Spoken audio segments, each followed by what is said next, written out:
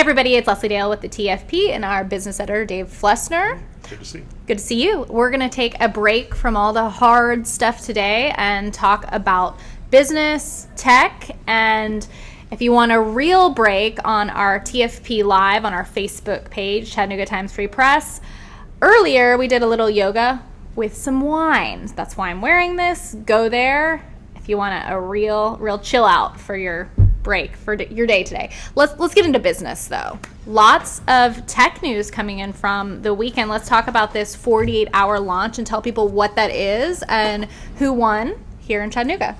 The 48-hour launch Company Lab, which is just down the street here in the Innovation District that we're in the Etney building. They've been around since 2009 doing the 48-hour launch. It's where you take a weekend and try to turn a business concept or an idea somebody has into a business plan. And so a lot of people volunteer. In this case, there were 7,500 different people, lawyers, programmers, marketers, engineers, everyone who just sort of came by and helped out with the idea of these startup businesses. They picked 7 ideas from the Internet of Things.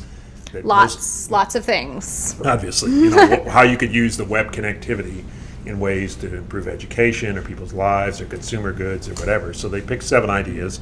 This time there was Unique and Mozilla Foundation, which is funding a lot of the efforts to try to promote an open access internet, and then they have given grants here to Chattanooga and to Kansas City to figure out how to use the gigabit, the ultra-fast web connections and the internet that we have here in Chattanooga through EPB, how we can use that more effectively. So there were 10 what they call Mozillions, people from all over the country that are part of the Mozilla Foundation, different expertise to work with these companies. So they started out Friday night pitching their ideas, and then by Sunday night at 6, within 48 hours, you have a business plan laid out.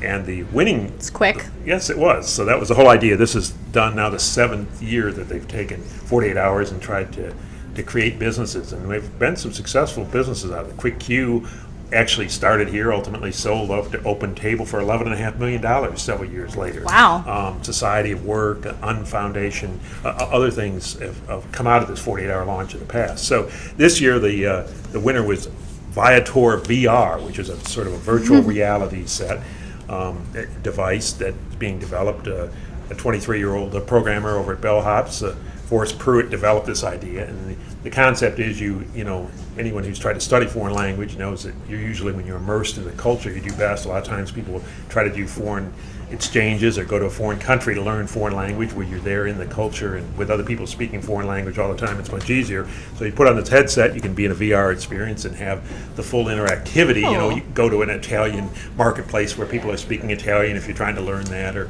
maybe go to Paris via sort of the virtual reality experience and be immersed right within that. Some interactive things you can point in toward certain names and words that would be in foreign languages, and that can tell you whether you're right or wrong, or you could even hear other people speaking, or potentially even just go to an open market or go to a family gathering or something. So that was the winning idea, is to sort of immerse you right into a foreign culture through virtual reality and then learn foreign language that way.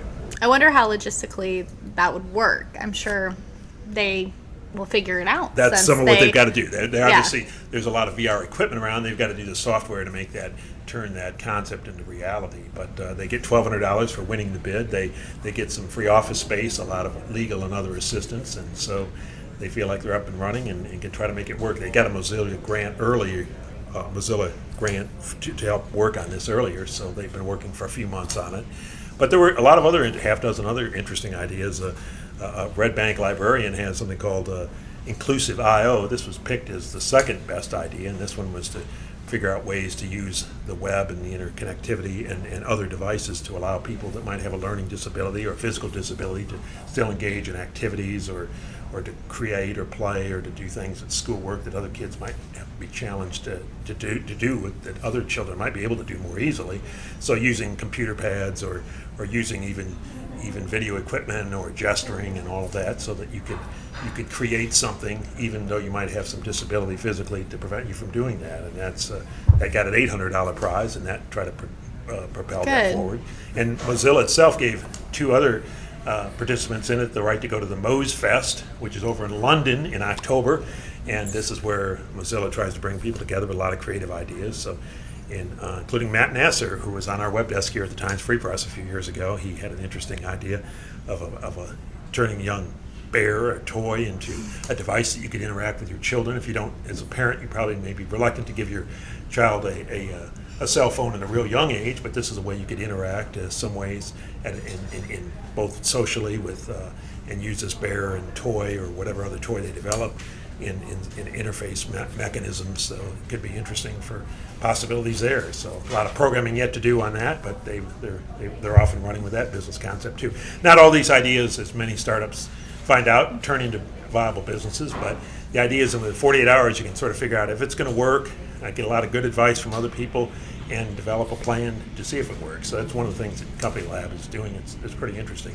We got Startup Week coming too in October, which the Gig Tank and the Accelerator program, these are more long-range sort of business development efforts that are being done by CoLab and others. They'll be pitching their final ideas, and these are probably ones that are a little bit more established and credible and ready to go, and looking for, at that point, investment funding just to move them ahead. But Chattanooga's got a lot really going on in terms of trying to build a startup culture. We've got, the Business Development Center over on the North Shore is the third largest incubator in the country in terms of number of businesses that are housed there.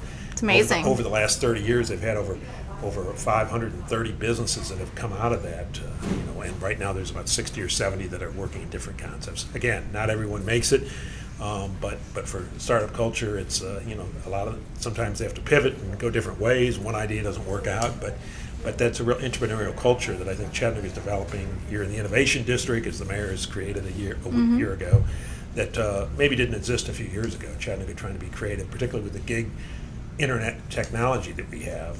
And so this weekend was a great example of 48 hours trying to capitalize on that. Definitely. And talking about tech, all the excitement here, bringing someone in that you may notice their last name, Zuckerberg, Facebook, CWLI.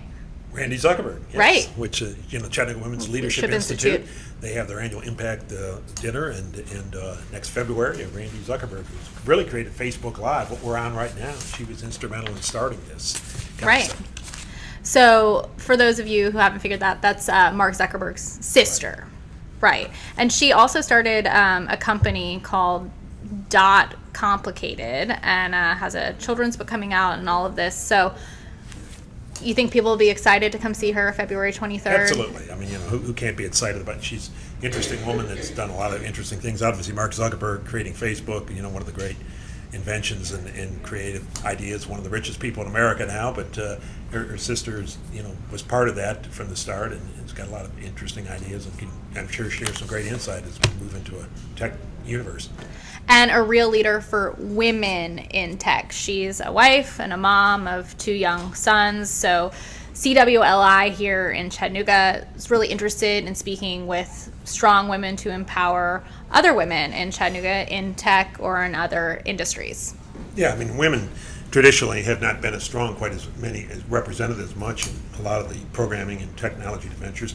But even this weekend, there was a real effort, 48-hour launch this year, and a few years ago they did entirely female founders edition, and it was entirely women, and the Jump Fund and other programs and trying to have women invest in other tech companies emerged out of that. And this weekend it was pretty evenly gender split between men and women that were working on that this weekend. So I think cool. that's certainly changing. It's important. But Chattanooga is trying to make a concerted effort to try to ensure that women, as well as men, as well as people of color, as well as diversity in the tech field, which is a challenge, but I think we're doing better than many communities. It's good to see, definitely. So you have all of that for folks on timesfreepress.com about the 48-hour launch and Randy Zuckerberg coming, and then the wine, the yoga. Namaste, everyone. Have a good Monday. timesfreepress.com.